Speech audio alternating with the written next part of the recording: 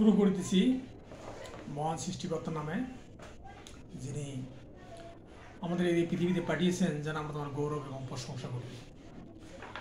আজকে যে বিষয়টা আলোচনা করব সেটা হচ্ছে যে সমস্যাভিত্তিক প্রশ্ন। এই সমস্যাভিত্তিক প্রশ্নটা খুব গুরুত্বপূর্ণ এবং এগুলো আমাদের যারা বার কাউন্সিল লিখিত পরীক্ষা দিবে তাদের জন্য খুব গুরুত্বপূর্ণ। তো যাই হোক, এটা দেওয়ানি কার্যবিধি বার কাউন্সিল লিখিত পরীক্ষা 2003 সালে আসছিল যে কয়েকটি বাড়ির সত্ত্ব ঘোষণা ও দখল উদ্ধারের জন্য ঢাকার প্রথম সহকারী জজ আদালতে ক্ষয়ের বিরুদ্ধে 10/1/2003 তারিখে দেওয়ানি মোকদ্দমা নং 1/2003 দাখিল করে। আদালত দেখে যে আরজিতে যে প্রতিকার চাওয়া হয়েছে তাতে মোকদ্দমার মূল্য কম দেখানো হয়েছে। ফলে আদালত 20/1/2003 তারিখের মধ্যে মোকদ্দমা মূল্য সংশোধন করার নির্দেশ দেয়। বাদী আদালতের নির্দেশ পালনে ব্যর্থ হলে আদালত 21/1/2003 তারিখে এক আদেশে আর্জি খারিজ করে। বাদীর জন্য কি কোনো প্রতিকার আছে? যদি থাকে সেটা বর্ণনা করুন। তাহলে ঘটনার বিবরণ: একটি বাড়ির সত্ত্ব ঘোষণা ও দখল উদ্ধারের জন্য ঢাকার প্রথম সহকারী জজ আদালতে ক্ষয়ের বিরুদ্ধে 10/1/2003 তারিখে দেওয়ানি মোকদ্দমা নং 1/2003 দাখিল করে। আদালত দেখে যে আরজিতে যে প্রতিকার চাওয়া হয়েছে তাতে মোকদ্দমার মূল্য তায়দাদ কম দেখানো হয়েছে। ফলে আদালত 20/1/2003 তারিখের মধ্যে মোকদ্দমার মূল্য সংশোধন করার নির্দেশ দেয়। বাদী আদালত নির্দেশ পালনে ব্যর্থ হলে আদালত 21/1/2003 তারিখের এক আদেশে আর্জি খারিজ করে।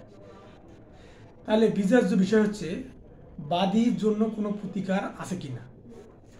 এখন আইন উন্নয়ন পর্যালোচনা ও সিদ্ধান্ত: দি কোড অফ সিভিল প্রসিডিউর অর্থাৎ দেওয়ানি কার্যবিধি 1908-এর 2 ধারা অনুযায়ী আর্জি নাকচের আদেশ একটি ডিগ্রি।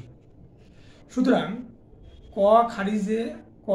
খারিজের আদেশের বিরুদ্ধে 96 ধারার অধীনে ইখতিয়ার সম্পূর্ণ আদালতে আপিল দায়ের করতে পারবেন।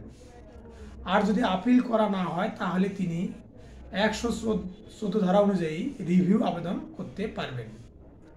আরজি প্রত্যাখ্যানের আদেশের বিরুদ্ধে আদেশ 7-এর 13 বিধি অনুযায়ী একই বিষয়ে নতুন করে মামলা দায়ের করতে পারবেন। তাহলে আমরা দেখলাম যে দেওয়ানি কার্যবিধি 1908-এর 2 ধারা অনুযায়ী আরজি নাকচের আদেশ একটি ডিগ্রি। এখন এই ডিগ্রি যদি হয়ে যায় তাহলে 96 ধারার অধীনে আপিল করতে পারবে, ইখতিয়ার সম্পূর্ণ আদালতে আপিল করতে পারবে। আবার 7 আদেশের 13 বিধি অনুযায়ী আরজি প্রত্যাখ্যান আদেশের বিরুদ্ধে নতুন করে মামলা দায়ের করতে পারবে। আবার বিরোধীয় সম্পত্তিতে সত্ত্ব ঘোষণায় প্রার্থনায় দায়েরকৃত বিচারাধীন মামলার বাদী খোদাবক্সের অনুকূলে আদালত অস্থায়ী নিষেধাজ্ঞার আদেশ জারি করে বিবাদীগণকে মামলা নিষ্পত্তি না হওয়া পর্যন্ত সীমানা প্রাচীর না ভাঙার নির্দেশ দেয়। কিছুদিন পর বিবাদীগণ অস্থায়ী নিষেধাজ্ঞা আদেশ অমান্য করে সীমানা প্রাচীর ভেঙে ফেলে। বাদী ও বিবাদীগণের এই অপকর্মের বিরুদ্ধে প্রতিকার কি? কোন আইনের বিধান অনুযায়ী বাদী প্রতিকার ব্যবস্থা করবেন? এর বিচার্য বিষয় হচ্ছে কোন আইনের বিধান অনুযায়ী বাদী প্রতিকারের ব্যবস্থা করবেন। আইন উন্নয়ন পর্যালোচনা ও সিদ্ধান্ত: দেওয়ানি কার্যবিধি 1908-এর 39 আদেশের 1 ও 2 বিধি অনুযায়ী বাদী প্রতিকারের ব্যবস্থা করবে। দেওয়ানি কার্যবিধি 1908-এর 39 আদেশের 1 ও 2 বিধিতে অস্থায়ী নিষেধাজ্ঞা অমান্যের প্রতিকারের বিষয়ে বলা আছে। এই বিধি অনুযায়ী অস্থায়ী নিষেধাজ্ঞার আদেশ অমান্য করে একজন বিবাদী নালিশি ভূমি হতে বাদীকে বেদখল করলে বাদী ভায়োলেশন স্যুট করতে পারবেন। এই ধরনের ভায়োলেশন সুটে নিষেধাজ্ঞা মঞ্জুরকারী আদালত অনুরূপ অমান্য করা বা লঙ্ঘন করার জন্য দোষী ব্যক্তির সম্পত্তি ক্রয় করার নির্দেশ দিতে পারে এবং অনুরূপ ব্যক্তিকে অনধিক 6 মাস মেয়াদের জন্য দেওয়ানি জেলে আটক রাখতেও নির্দেশ দিতে পারে। আদালত যদি মনে করেন তাহলে এই ধরনের কোনো ক্রুকি সম্পত্তি বিক্রয় করা যাবে। বিক্রয়লব্ধ অর্থ থেকে আদালত যেরূপ উপযুক্ত মনে করে এইরূপ ক্ষতিপূরণ আদেশ প্রদান করতে পারে এবং অবশিষ্ট অর্থ তাতে অধিকারী পক্ষকে প্রদান করবে। আর একটা ঘটনা, সেটা হচ্ছে যে 3 নম্বর ঘটনা, জামাল কর্তৃক দায়েরকৃত মামলায় আদালত বিবাদী রহিমের বিরুদ্ধে বিরোধীয় সীমানা প্রাচীর না ভাঙার জন্য অস্থায়ী নিষেধাজ্ঞা আদেশ জারি করেন। এই নিষেধাজ্ঞার আদেশ অগ্রাহ্য করে বিবাদী রহিম বিরোধীয় সীমার প্রাচীর ভেঙে ফেলায়। জামাল রহিমের বিরুদ্ধে কি প্রতিকার পেতে পারে এবং কোন আইনে? এটা হচ্ছেন যে দেওয়ানি কার্যবিধি 1908-এর 39 আদেশের 1 ও 2 বিধি অনুযায়ী প্রতিকার পেতে পারে। আমরা ইতিমধ্যে জানলাম যে যদি কেউ অস্থায়ী নিষেধাজ্ঞা আদেশ অমান্য করে তাহলে দেওয়ানি কার্যবিধি 39 আদেশের 1 ও 2 বিধি অনুযায়ী দেওয়ানি আদালত 6 মাসের দেওয়ানি জেলে আটক রাখার নির্দেশ এবং তার সম্পত্তি ক্রয় করতে পারে।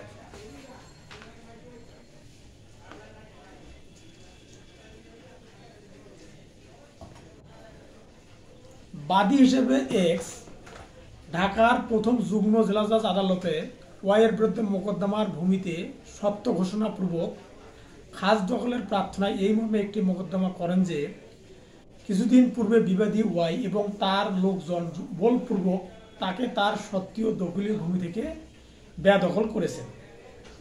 মোকদ্দমা চূড়ান্ত শুনানির জন্য ধার্য দিনে ওয়াই হঠাৎ অসুস্থ হয়ে পড়ে এবং মোকদ্দমার কোনো পদক্ষেপ গ্রহণ করতে পারেনি। ফলে মোকদ্দমাটি এক্স এর অনুকূলে একতরফা সূত্রে ডিগ্রি হয়। একতরফা রায় বাতিল করার জন্য ওয়াই আপনাকে অ্যাডভোকেট নিযুক্ত করেন। ওয়াইয়ের পক্ষে সম্ভাব্য যে সব প্রতিকার উন্মুক্ত আছে সেই সব বিস্তারিত আলোচনা করব।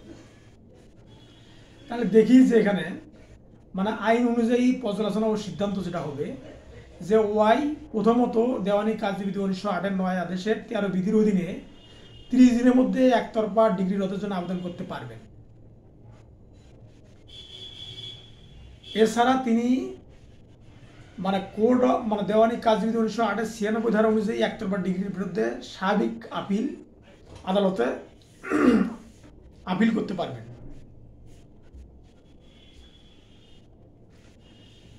তো সব থেকে সহজ ও কার্যকর পদক্ষেপ হচ্ছে যে দেওয়ানি কার্যবিধি 1908-এর 9 আদেশের 13 এই বিধি অধীনে একতরফা ডিগ্রি সরাসরি রদের জন্য আবেদন করতে পারবেন।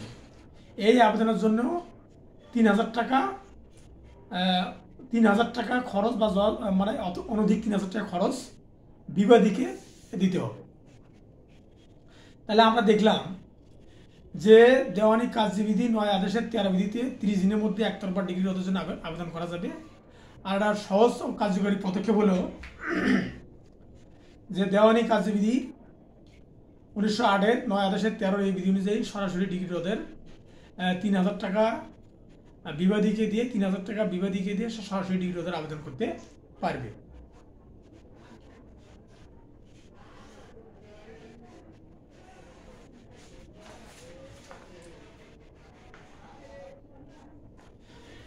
ডি এবং সি যথাক্রমে ঢাকা ও চট্টগ্রামের ব্যবসায়ী।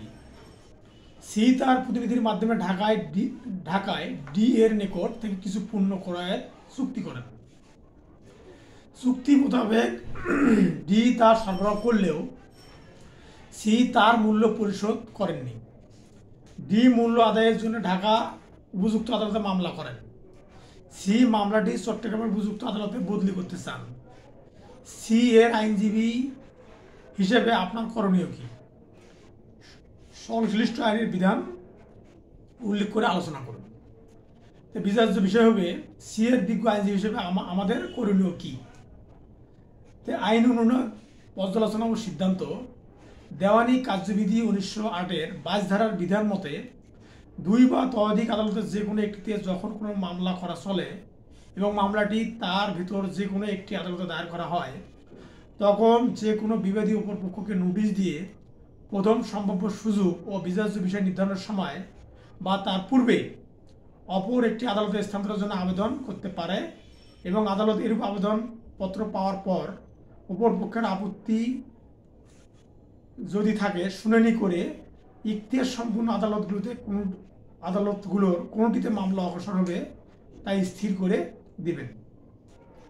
আর দেওয়ানি কার্যবিধি 23 ধারার বিধান মতে যখন ইখতিয়ার সম্পূর্ণ একাধিক আদালতে একই আপিল আদালতের অধীন হয় তখন উক্ত আপিল আদালত 22 ধারা অনুযায়ী আবেদন পেশ করা যায়। তাহলে বাদী ডি এবং বিবাদী সি, ডি ও সি দুজনেই 2 জেলার ব্যবসায়ী। ডি ঢাকা থেকে পণ্য চট্টগ্রামের সরবরাহ করলেও চট্টগ্রাম ব্যবসায়ী সি চুক্তি অনুযায়ী মূল্য পরিশোধ করেননি। এক্ষেত্রে ডি ঢাকায় বা চট্টগ্রামের যে কোনো আদালতে মামলা দায়ের করতে পারত, সে ঢাকায় মামলা দায়ের করেছে। তাই মামলার সির আইনজীবী হিসেবে আমি 22 ধারা ক্ষমতা বলে বিবাদী পক্ষে মামলা চট্টগ্রাম স্থানান্তরে আবেদন করতে পারব। যেহেতু ঢাকা ও চট্টগ্রাম দুটি ভিন্ন জেলা এবং ভিন্ন আপিল আদালতের ইখতিয়ারাধীন, তাই বিবাদী সি এর আইনজীবী হিসেবে আমি দেওয়ানি কার্যবিধির 23 ধারা অনুযায়ী উক্ত মামলা স্থানান্তরের জন্য হাইকোর্টে বিভাগে আবেদন করব। বিজ্ঞ আবার 5 নম্বর সমস্যা ভিত্তিক প্রশ্ন। বিজ্ঞ সিনিয়র সহকারী জজ ঢাকা একটি দেওয়ানি মোকদ্দমা 89 ধারার বিধান অনুসরণে মধ্যস্থতার উদ্যোগ গ্রহণ করে। বিরোধের মধ্যস্থতাকারী হিসেবে 2 পক্ষের নিযুক্ত আইনজীবীকে নিয়োগ প্রদান করেন এবং শুরুতে তাদের ফি ধার্য করে দেন। আইনজীবী দ্বয় মীমাংসায় ব্যর্থ হলে বিজ্ঞ বিচারক নিজে মধ্যস্থতার চেষ্টা করেন এবং এই চেষ্টাও ব্যর্থ হয়। অতঃপর বিজ্ঞ বিচারক স্বাভাবিক শুনানির জন্য মোকদ্দমার তারিখ ধার্য করেন। দেওয়ানি কার্যবিধি 1908 এর 89 ধারা অনুযায়ী এই মধ্যস্থতা প্রক্রিয়া আইনের ব্যত্যয় ঘটেছে কি? সংশ্লিষ্ট বিধান উল্লেখে উত্তর দিন। বিচার্য বিষয় দি কোড অফ সিভিল প্রসিডিউর 1908 এর অর্থাৎ দেওয়ানি কার্যবিধি 1908 এর 89 অনুযায়ী এই মধ্যস্থতা প্রক্রিয়া আইনের ব্যত্যয় ঘটেছে কিনা আইন অনুযায়ী পর্যালোচনা ও সিদ্ধান্ত। দেওয়ানি কার্যবিধি 1908 এর 89 3 ধারা অনুযায়ী কোনো বিরোধ মধ্যস্থতার ক্ষেত্রে আইনজীবী তাদের সংশ্লিষ্ট মক্কেল এবং মধ্যস্থতাকারীগণের পারস্পরিক সম্মতিতে মধ্যস্থার ফি নির্ধারিত হবে। যদি তারা পারস্পরিক সম্মতিতে ফি নির্ধারণে ব্যর্থ হয় তখন আদালত ফি নির্ধারণ করে দেবে এবং উক্ত নির্ধারিত ফি পক্ষসমূহের উপর বাধ্যকর হবে। আলোচ্য ঘটনায় দেখা যায় আদালত শুরুতে মধ্যস্থতা ফি নির্ধারণ করে দেয়, যা ধারা 89 3 উপধারার ব্যত্যয় ঘটিয়েছে। 89 2 উপধারা অনুযায়ী আদালত শুরুতে নিজ থেকে মধ্যস্থতা নিয়োগ দিতে পারেন না। প্রথম পক্ষদ্বয় নিজেরা মধ্যস্থতাকারী নিয়োগ দিবে। তারা ব্যর্থ হলে তখন আদালত মধ্যস্থতাকারী নিয়োগ দিতে পারেন। মোকদ্দমার আইনজীবীগণ পক্ষদ্বয়ের সাথে পরামর্শক্রমে পারস্পরিক সম্মতির ভিত্তিতে এমন ব্যক্তিকে মধ্যস্থতাকারী হিসেবে নিযুক্ত করবেন যিনি পক্ষদ্বয়ের মোকদ্দমার সাথে জড়িত নয়।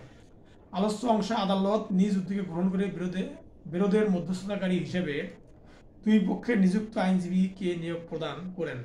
ফলে এখানে আইনের ধারা 89 2 উপধারায় ব্যত্যয় ঘটেছে। 89 9 উপধারা অনুযায়ী আদালতের মাধ্যমে মধ্যস্থতা ব্যর্থ হলে উক্ত আদালত সেই মোকদ্দমার শুনানি করতে পারবে না এবং উক্ত মোকদ্দমা অন্য উপযুক্ত ইখতিয়ার সম্পন্ন আদালতের শুনানি করতে পারবে। কিন্তু আলোচ্য অংশে বিজ্ঞ বিচারক স্বাভাবিক শুনানির জন্য মোকদ্দমার তারিখ ধার্য করেন, যা আইনের ব্যত্যয় ঘটিয়েছে।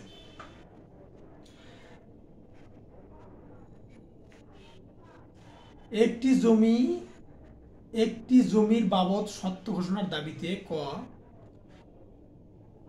সহকারী জজ আদালতে মামলা করল। আদালত মামলাটি এই কারণে খারিজ করে যে ক তার সত্যের যথাযথ দলিল দাখিল করতে পারেনি। পরে ক দলিলটি সংগ্রহ করে এই ক্ষেত্রে কোনো আদালতে কি কি ধরনের মামলার মাধ্যমে প্রতিকার পেতে পারে, সংশ্লিষ্ট বিধান উল্লেখযোগ্য যুক্তি সহ উত্তর দিন। ক, তাহলে বিচার্য বিষয় হচ্ছে কোন আদালতে কি কি ধরনের মামলার মাধ্যমে প্রতিকার পেতে পারে। তাহলে আইন অনুযায়ী পর্যালোচনা ও সিদ্ধান্ত, দেওয়ানি কার্যবিধি 1908-এর 114 ধারার বিধান মতে যেখানে আপিলের বিধান আছে কিন্তু আপিল করা হয়নি, বা যেখানে আপিলের বিধান নাই সেখানে অথবা মামলা বিচারে উপস্থাপিত হয় নাই এমন সাক্ষ্য বা গুরুত্বপূর্ণ ঘটনার রায়ের পর বা আদেশ প্রদানের পর উদ্ঘাটিত হলে রিভিউয়ের আবেদন করা যায়। এখানে যেহেতু সত্ত্বে জজ দলিল দাখিল করতে পারেনি বলে মামলাটি খারিজ হয়, কিন্তু তিনি পরে দলিলটি সংগ্রহ করে তাই স্বঘোষিত আদালতে রিভিউয়ের আবেদন করতে পারবেন।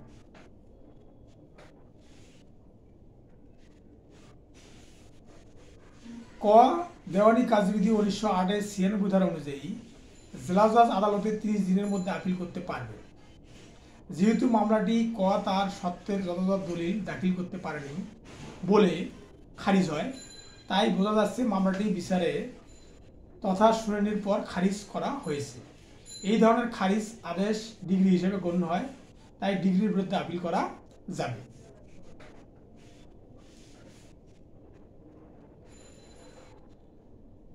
এবার একটি মামলার একের অধিক ব্যক্তি বাদী হিসেবে পক্ষভুক্ত হতে পারে কি? যদি হয় কোন ক্ষেত্রে? খ, একটি ভূমির দখলে আছে, খকে বাদ দিয়ে অন্য ব্যক্তিকে বিবাদী শ্রেণীভুক্ত করে উক্ত ভূমিতে সত্য ঘোষণার ডিগ্রি এবং খাস দখল প্রাপ্তির জন্য মামলা দায়ের করে। এক্ষেত্রে ক্ষয়ের প্রতিকার কি? তাহলে আমরা দেখলাম যে একটি মামলায় একের অধিক ব্যক্তি বাদী হিসেবে পক্ষভুক্ত হতে পারে কি? যদি তা হয় কোন ক্ষেত্রে? মানে একটি ভূমির দখলে আছে, খকে বাদ দিয়ে অন্য ব্যক্তিকে বিবাদী শ্রেণীভুক্ত করে উক্ত ভূমিতে সত্য ঘোষণার ডিগ্রি এবং খাস দখল প্রাপ্তির জন্য মামলা দায়ের করায়। তাহলে বিচার্য বিষয় এখানে ক্ষয়ের প্রতিকার কি? তাই আইন অনুযায়ী পর্যালোচনা ও সিদ্ধান্ত যেটা হবে, দেওয়ানি কার্যবিধি 1908-এর 1 নং আদেশের 10-2 বিধি অনুযায়ী আদালত কোনো পক্ষের আবেদনের ভিত্তিতে বা স্বেচ্ছায় প্রয়োজনীয় যে কোনো ব্যক্তিকে মামলায় পক্ষভুক্ত করার আদেশ দিতে পারবেন। এখানে যেহেতু ক্ষয়ের দখলে নালিশি জমিটি আছে, তাই তাকে পক্ষভুক্ত করা জরুরি, নতুবা মামলা বিচারে ন্যায় বিচার লঙ্ঘিত হতে পারে। উপরোক্ত মামলায় পক্ষভুক্ত হওয়ার জন্য আবেদন করতে পারবে।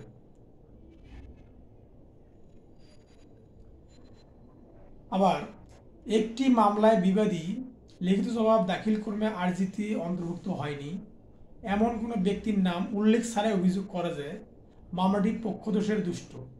এই অবস্থায় বাদীর করণীয় কি? মানে একটি মামলায় বিবাদী লিখিত জবাব দাখিল কর্মে আর্জিতে অন্তর্ভুক্ত হয়নি এমন কোনো ব্যক্তির নাম উল্লেখ ছাড়াই অভিযোগ করা যায় মামলাটি পক্ষদোষের দুষ্ট। এই অবস্থায় বাদীর করণীয় কি? তাই আইন অনুযায়ী পর্যালোচনা ও সিদ্ধান্ত, দেওয়ানি কার্যবিধি 1908-এর 1 আদেশের 13 বিধি অনুযায়ী ভুল বাদীর নামে মামলা হলে তার বিরুদ্ধে আপত্তি উত্থাপন করা যায়। 10 বিধি অনুযায়ী আদালত সন্তুষ্ট হলে ভুল বাদীকে মামলা থেকে বাদ দেওয়ার নির্দেশ দিতে পারে। আবার আদেশ 8-এর 3 বিধি অনুযায়ী বিবাদীর লিখিত বিবৃতিতে কোনো কিছু অস্বীকার করলে সুনির্দিষ্টভাবে অস্বীকার করতে হবে। ঘটনায় দেখা যায় একটি মামলায় বিবাদী লিখিত জবাব দাখিল কর্মে আর্জিতে অন্তর্ভুক্ত হয়নি এমন কোনো ব্যক্তির নাম উল্লেখ ছাড়াই অভিযোগ করা যে মামলাটি পক্ষদোষের দুষ্ট। এখানে বিবাদী ভুল বাদীর নাম উল্লেখ করা দরকার ছিল, কিন্তু তিনি তা করেননি। বাদী এই ধরনের লিখিত জবাবের বিরোধিতা করে আবেদন দেখাতে পারে যে বিবাদীর দাবি সত্য নয়, সুনির্দিষ্ট নয়, তাই মামলাটি পক্ষপাত দুষ্ট নয়।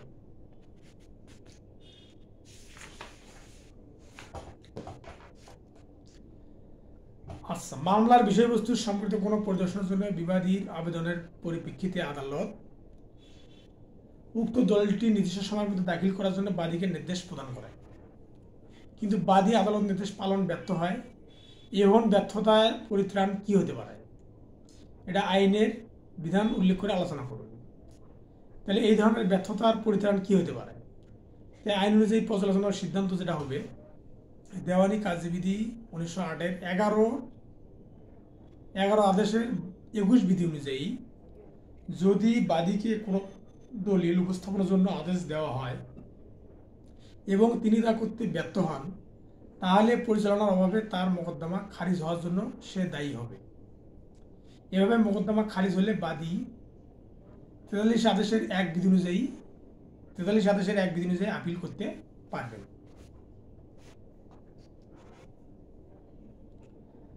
রেস জুডিকাটা নীতির প্রয়োগের ক্ষেত্রে কি কি শর্ত পূরণ করা আবশ্যক? এ বির বিরুদ্ধে ঘোষণামূলক মোকদ্দমা আদায়পূর্বক দাবি করা যে সির নিকট হতে ওয়ারিশ সূত্রে সম্পত্তি পাবার অধিকারী, উক্ত মোকদ্দমাটা খারিজ হয়ে যায়।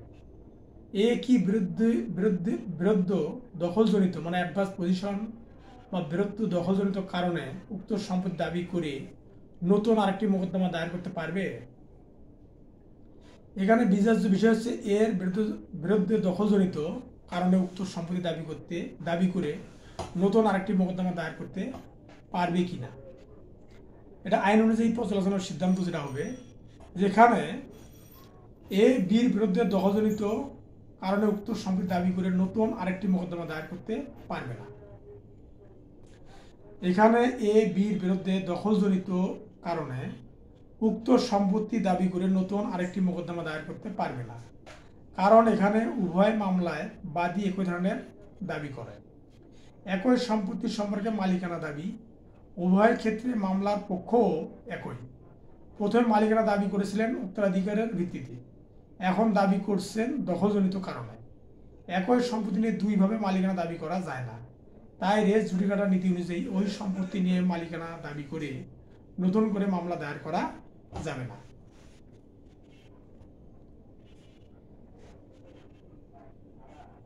এ তার বাড়ি বিকে বার্ষিক 1200 টাকায় ভাড়া দেয়। 2005, 2006 ও 2007 সালের সমুদয় ভাড়া বাকি এবং অপরিশোধিত থাকে। 2008 সালে এ বির বিরুদ্ধে শুধুমাত্র 2006 সালের ভাড়ার জন্য মামলা করে। এ কি পরবর্তীতে বিয়ের বিরুদ্ধে 2005 বা 2007 সালের ভাড়ার জন্য মামলা করতে পারবে? এটা যুক্তিসহ উত্তর দিন। বিচার্য বিষয় হলো, এ কি পরবর্তীতে বির বিরুদ্ধে 2005 বা 2007 সালের ভাড়ার জন্য মামলা করতে পারবে কিনা। এটা আইন অনুযায়ী পর্যালোচনার সিদ্ধান্ত হবে। দেওয়ানি কার্যবিধি 1908-এর আদেশ 2 আদেশের 3 বিধি অনুযায়ী কোনো ব্যক্তি একই কাজ কজ অব অ্যাকশনের অধীনে একাধিক দাবিদার হলে তাকে সব দাবি একসাথে চাইতে হবে। সুতরাং যদি একাধিক দাবিদার হয়ে কিছু দাবি চায় এবং কিছু দাবি না চায়, তাহলে যে দাবি বা দাবিগুলো না চাইবে সেই সব দাবি পরিত্যাগ করেছে বলে গণ্য হবে। ওই সব দাবি নিয়ে নতুন করে কোনো মামলা করতে পারবে না। তাছাড়া এই রুলের ইলুস্ট্রেশন এর উপরোক্ত সমস্যার সমাধানও দেওয়া যায়। তাহলে এক কথায় 2005 বা 2007 সালে ভাড়ার জন্য নতুন করে মামলা দায়ের করতে পারবে না। এটা আছে 2 আদেশের 3 বিধি অনুযায়ী।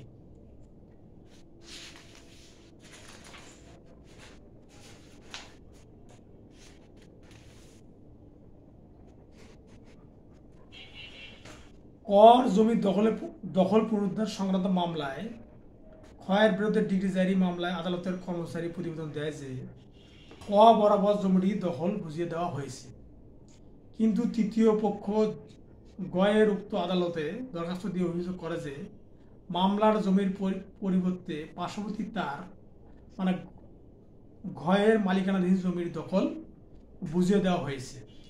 সেই কারণে ঘ তার জমির দখল পুনর্বহাল চায়। কয়ে উক্ত দাবি অস্বীকার করে। এই ক্ষেত্রে আদালতের করণীয় কি? তোমার উত্তরের যুক্তিতা নিরূপণ করো। এই ক্ষেত্রে আদালতের করণীয় কি? দেওয়ানি কার্যবিধি আইন অনুযায়ী পর্যালোচনার সিদ্ধান্ত।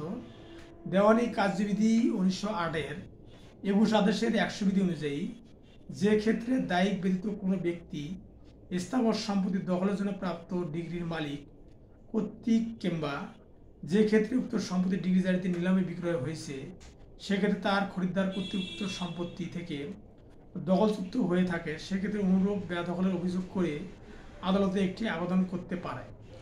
আদালত বিষয়টি তদন্ত করার জন্য দিন ধার্য করবে এবং যে পক্ষের বিরুদ্ধে আবেদন করা হয়েছে সেই পক্ষকে হাজির হওয়ার এবং উত্তর দেওয়ার জন্য সম্মান প্রদান করবে।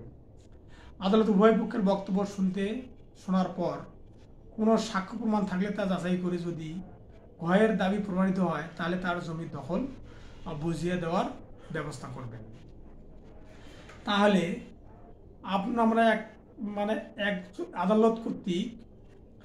আদালত কর্তৃক একটি জমির উপর ডিগ্রি জারি হয়েছে, কারণ আদালতের কর্মচারী ওই জমিতে ডিগ্রি জারির কথা না বলে অন্য আরেকটি জমির ডিগ্রি জারির বিষয়ে বলছে, একজনের জমির ডিগ্রি জারি দেওয়ার কথা সেটা না দিয়ে অন্য আরেকজনের জমির ডিগ্রি জারি দিয়েছে। তাহলে সেক্ষেত্রে আদালত কি করতে পারবে? সেক্ষেত্রে যদি যে ব্যক্তি জমি ডিগ্রি জারি করেছে ওই ব্যক্তি যদি আদালতে আবেদন করে তাহলে দেওয়ানি কার্যবিধি 1908 সালের 21 বিধি অনুযায়ী আবেদন করলে আদালত সেগুলো শুনবে এবং যার জমি ডিগ্রি জারি করার কথা না যদি তার জমি ডিগ্রি জারি করে থাকে তাহলে ওটা আদালত ওকে বুঝিয়ে দিবে।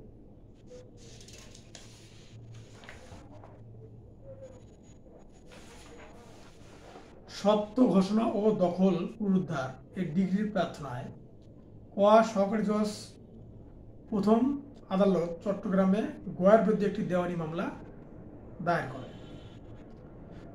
একটি আর্জির খারিজের দরখাস্ত দাখিল করে উল্লেখ করে যে মামলাটি তামাদি দ্বারা বাড়িত।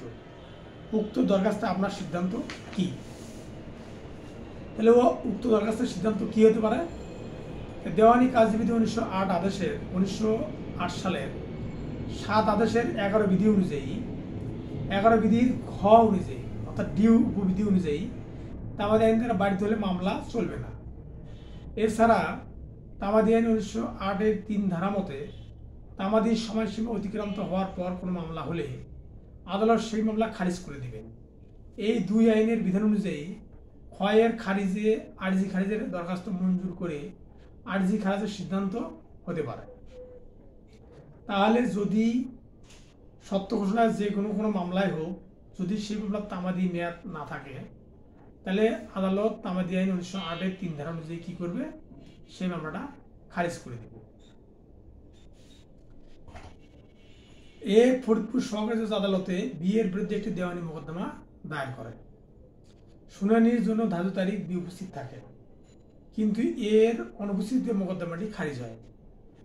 বোঝেন, ফরিদপুর সহকারী জজ আদালতে বিয়ের বিরুদ্ধে একটি দেওয়ানি মোকদ্দমা দায়ের করে, শুনানির জন্য ধার্য তারিখে বি উপস্থিত থাকে, অনুপস্থিত থাকে। তো উক্ত খারিজ আদেশ রদ রহিতের জন্য কি পদক্ষেপ গ্রহণ করতে পারে? তাহলে খারিজ আদেশ রদ করার জন্য কি পদক্ষেপ গ্রহণ করতে পারে?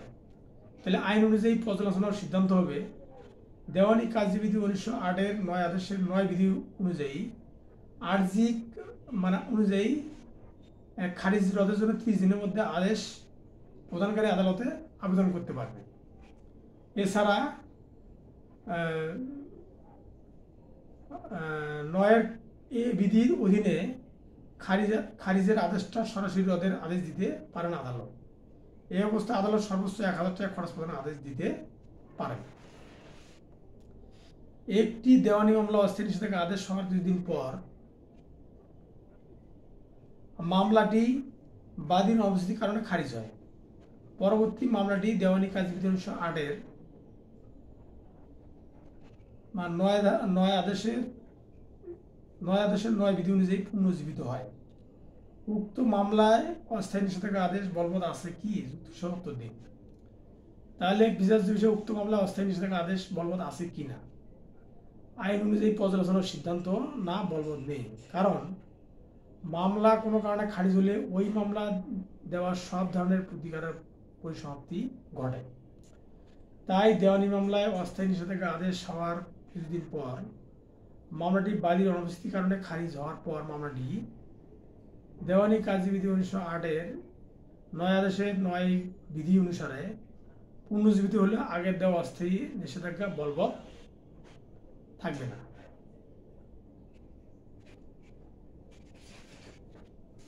এইরকম সমস্যাভিত্তিক প্রশ্ন দেওয়ানি, সুনির্দিষ্ট প্রতিকার আইন, তামাদি আইন, ফৌজদারি কার্যবিধি, দণ্ডবিধি এবং বাংলাদেশ বার কাউন্সিল আসতে পারে।